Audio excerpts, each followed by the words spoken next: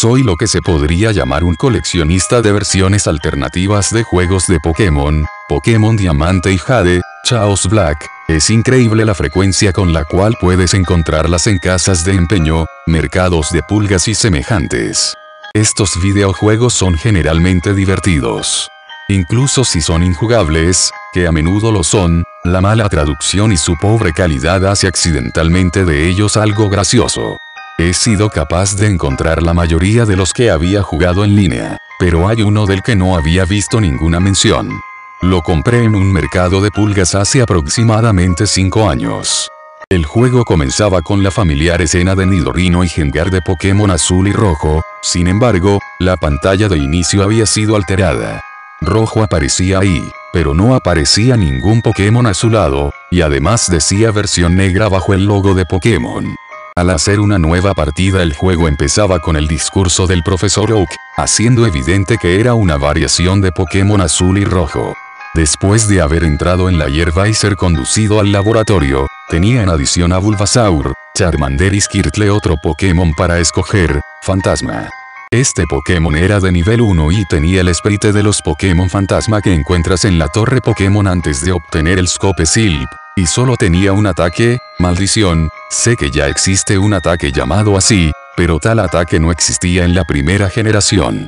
Al encontrarme en una batalla el Pokémon enemigo era incapaz de atacar a Fantasma, me decía que estaba muy asustado como para moverse, y, cuando el movimiento Maldición era utilizado, la pantalla se oscurecía y el grito del Pokémon enemigo se escuchaba, pero estaba distorsionado, era reproducido a un tono más bajo que el regular. Luego el menú de batalla volvía a aparecer y el otro Pokémon se había ido. Si utilizaba el ataque en una batalla contra un entrenador, una de las Pokébolas que representan el número de Pokémon que tiene estaría ausente. Eso indicaba que su Pokémon había muerto. Lo que era todavía más raro era que, tras derrotar a un entrenador, los comandos de batalla volvían a aparecer. Si seleccionaba huir, la batalla terminaba como usualmente lo hacía, pero también podía seleccionar maldición. Si lo hacía, al regresar a la vista del exterior el sprite del otro entrenador no estaría. Después de irme y reingresar a la ruta, en el lugar donde el entrenador fue derrotado habría una cripta, como las que hay en la torre Pokémon.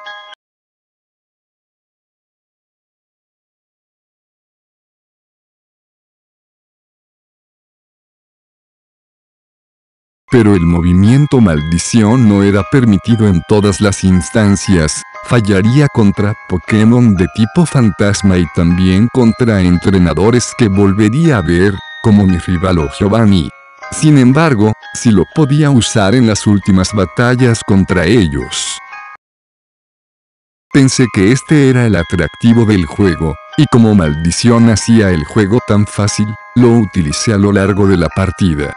La aventura solo volvió a ser diferente hasta que vencí la liga. Una vez que recorrí el Salón de la Fama y se registró a mi equipo, el cual consistía en Fantasma y otro par de Pokémon de muy bajo nivel, la pantalla se tornó negra y apareció una caja de texto con las palabras muchos años después. Luego me encontraba en la torre Pokémon.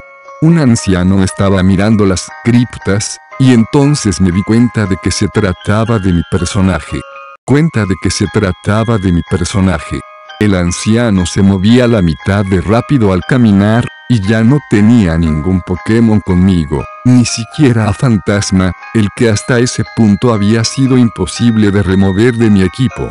El pueblo estaba completamente vacío. No había nadie en lo absoluto, aunque sí estaban las tumbas de los entrenadores con los que había usado maldición.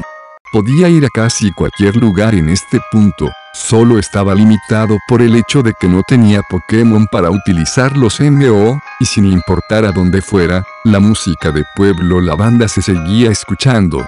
Luego de andar por un rato descubrí que si iba por la cueva Dilet, el arbusto que generalmente bloquea el camino ya no aparecía más, permitiéndome avanzar y regresar a Pueblo Paleta. Al entrar a mi casa y dirigirme al exacto mismo cuadro en donde comienzas el juego, la pantalla se oscureció. Entonces apareció la imagen de un Caterpie, que fue reemplaza por la de un Weatle, y luego por la de un Pidgey. Supe, conforme las imágenes progresan, que esos fueron los Pokémon sobre los que utilicé maldición.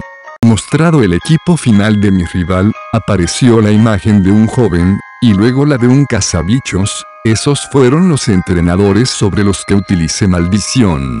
Poco después de la última imagen un Pokémon aparece a tu lado, junto a las palabras fantasma quiere pelear. No pude utilizar ítems ni tampoco huir, la única opción era luchar. Seleccionarla hizo que de inmediato usara combate, causándole ningún daño a Fantasma, pero recibiendo el daño de retroceso. Cuando era el turno de atacar de Fantasma, la caja de texto simplemente decía. Eventualmente, una vez que mi barra de PS estaba en rojo, Fantasma utilizó maldición. La pantalla se oscureció por última vez. Sin importar qué botones presionara, me quedé permanentemente atrapado en esa pantalla negra. Para este punto lo único que podía hacer era apagar la consola.